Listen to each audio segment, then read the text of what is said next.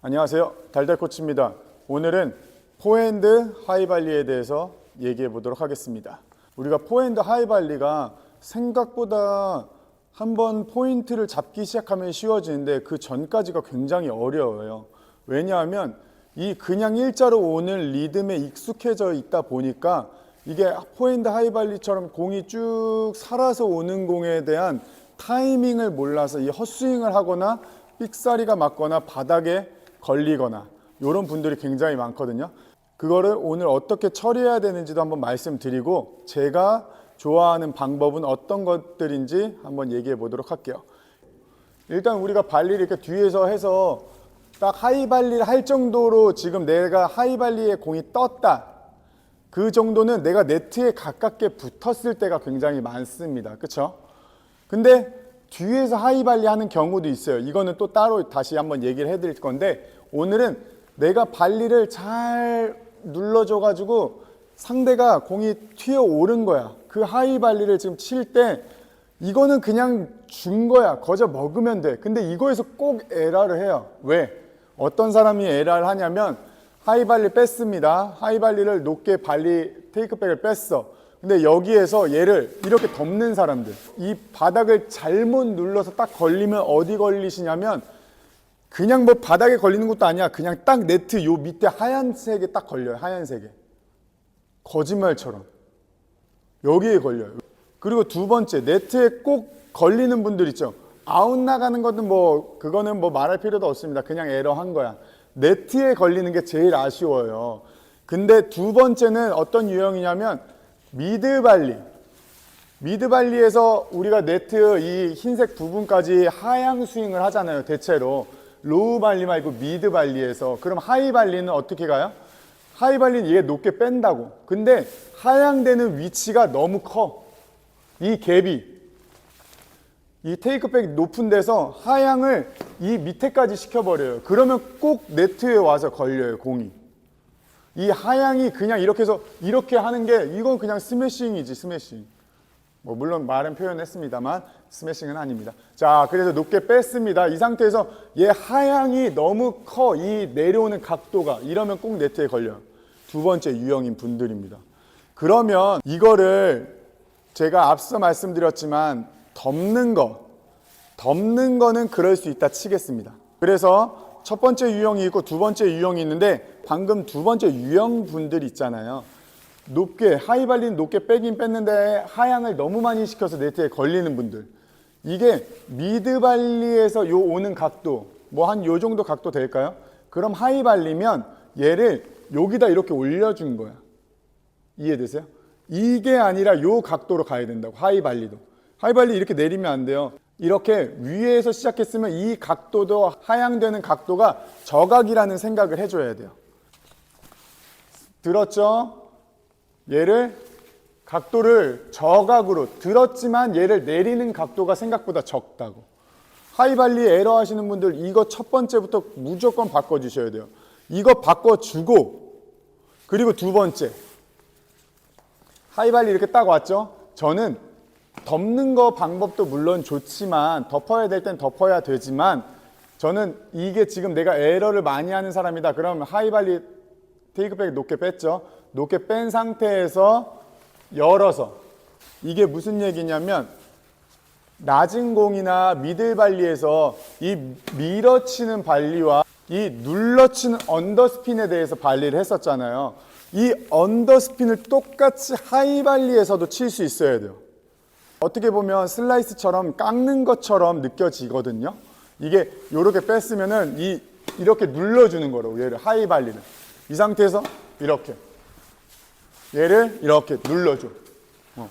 그래서 내가 지금은 제가 아까 이 상태에서 내려오면서 요거를 하향을 강하게 시키면 걸린다 그랬죠. 두 번째 유형인 분들은 이 지금 제가 말씀드린 것들은 하이발리에서 언더스핀으로 눌러주면서 하향을 시켜주기 때문에 공이 어떻게 보면 떠올라야 정상이에요. 그러니까 이론적으로는 실제로 떠오르진 않습니다. 왜? 우리가 낮은 발리에서 얘를 눌러서 언더스핀으로 올라갔잖아요. 얘를 요 각도로 쳐주는 거라고, 슬라이스처럼. 요렇게 해서 내려서 들어서 내려서. 그래서 요거를 베이스라인까지 길게 박아주는 거예요. 길게. 그래서 에러를 하이발리를 이렇게 줄일 수 있어요. 그 다음 또 더 붙어서 완벽한 거 드셔도 돼요. 근데 여기서 한 번에 끝내려고 하니까 문제가 되는 거란 말이에요. 그래서 제가 가장 좋아하는 발리, 하이발리 처리. 지금 내 하이발리를 에러하고 있는 분들은 면을 언더스핀을 만들어내서 쳐라. 하이발리지만. 그러면 조금 더 이론적으로만 말씀을 드렸으니까 눈으로 한번 보면은 요 뺀 상태에서 얘가 요렇게 친다고. 생각보다 떠오르죠. 갑자기 이렇게. 그냥 여기서 힘 없이 이렇게 누르면은 얘가 요렇게 돼요. 그래서 약간 사선으로 깎이는 느낌이 있거든요. 근데 옆으로 보면 여기서 요렇게 보이겠지만 뒷모습으로 한번 체크해 보도록 하겠습니다. 자, 이렇게 뒷모습으로 왔는데요. 제가 일단 하이발리는 얘가 테이크백이 높다고 했죠. 여기에서 덮는 것도 있고 덮어서 쳐야 되는 것도 있고 뭐 눌러 치는 것도 있고 길게 치는 것도 있지만 일단 내가 에러를 너무 많이 해서 타이밍을 정확하게 모르겠다, 아니면은 치는 방법에 대해서 모르겠다고 하면 하이발리를 대체로 여기서 이렇게 두껍게 치려고 하거든요. 이렇게 해서, 아니면 이렇게 눌러서 치거나 이러면 꼭 흰색에 걸려요. 근데 그것들은 일단은 강하게 치는 것들은 조금 배제하고, 내 하이발리가 아직 완벽하지 않다면 일단 조금 파워는 조금 떨어지겠지만 에러 없는 정확한 하이발리를 하고 싶다면 여기서 약간 이렇게 언더스핀을 만들어낸다고. 헤드를 내밀어 주면서 언더스핀을. 요게 에러도 적고 공도 날카롭고 다리 들어오면서 빵 해서 언더스핀으로.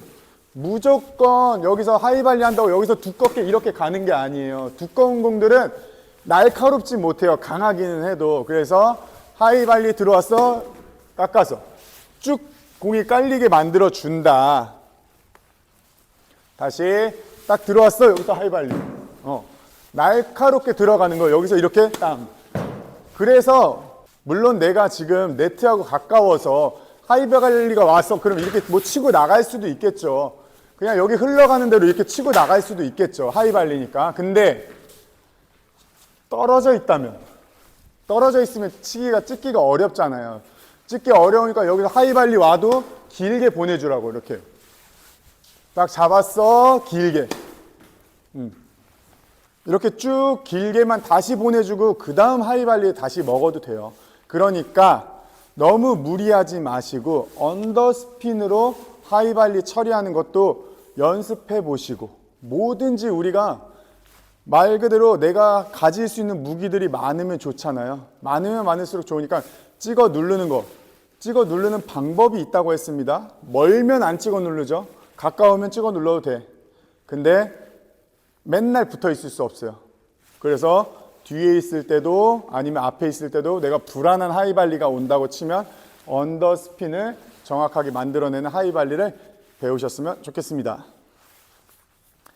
오늘 어떻게 하이발리에 대해서 간략하게 에러하는 유형 2가지하고 해결해야 되는 방법, 스윙에 이 하이발리 가는 이 각도 조절과 그 각도에서 공을 어떤 구질로 쳐야 되는지로 2가지로 제가 설명을 드렸는데, 그래서 제가 좋아하는 방법들로 한번 또 하이발리를 가르쳐 드리고 싶었어요. 그래서 한번 적용해 보시고, 이게 또 분명히 써먹는데 되게 좋아요. 왜냐하면 내 파트너가 강하게 쳐서 우리가 같이 막 들어가. 그럼 공이 이렇게 뚱 떠올 때가 있거든요. 근데 그럼 네트하고 거리가 굉장히 멀어. 그럼 뭐 스윙 발리를 해도 되지만 스윙 발리가 안 될 때가 있잖아요. 그럼 또 하이 발리를 길게 쭉 치고 들어가야 되는데, 이때 강하게가 아니라 언더스핀으로 쫙 깔아주고 들어가서 그 다음 공을 내 파트너가 먹던 내가 먹던 그런 플레이들이 많이 나오거든요. 그래서 그런 것들 한번 적용해 보시고, 요런 맛도 있구나 한번 또 느껴보셨으면 좋겠습니다.